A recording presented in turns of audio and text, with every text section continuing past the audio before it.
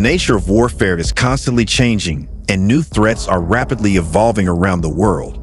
Rheinmetall's Lynx KF41 infantry fighting vehicle responds to this changing environment with an innovative design shaped by two increasingly important considerations in modern warfare.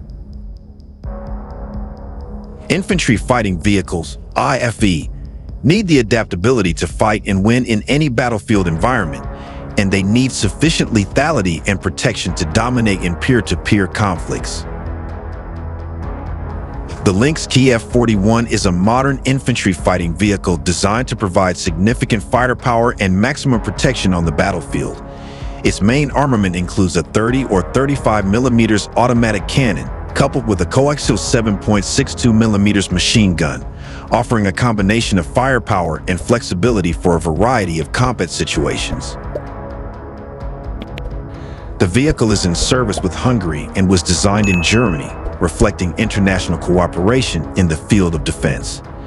It is equipped with advanced combat systems, including a 360 degrees independent digital sight for the commander, SDOSSP, and a digital sight for the gunner, SDOSSS. A 360 degrees TV/IR camera network integrated with the aiming system provides automatic target recognition and tracking. The Lynx is also equipped with a gunner tracking system, laser and acoustic warnings, and a battle and tactical management system, increasing its operational effectiveness in hostile environments. The vehicle can carry a crew of 2 and up to 8 soldiers, providing sufficient capacity for infantry missions. Its modular armor design allows it to withstand anti-tank weapons, medium-caliber ammunition, artillery shell fragments, improvised explosive devices, IED, and artillery shell splinters, ensuring strong protection for its occupants. The Lynx weighs between 34,000 and 50,000 kilograms, depending on its configuration and level of protection.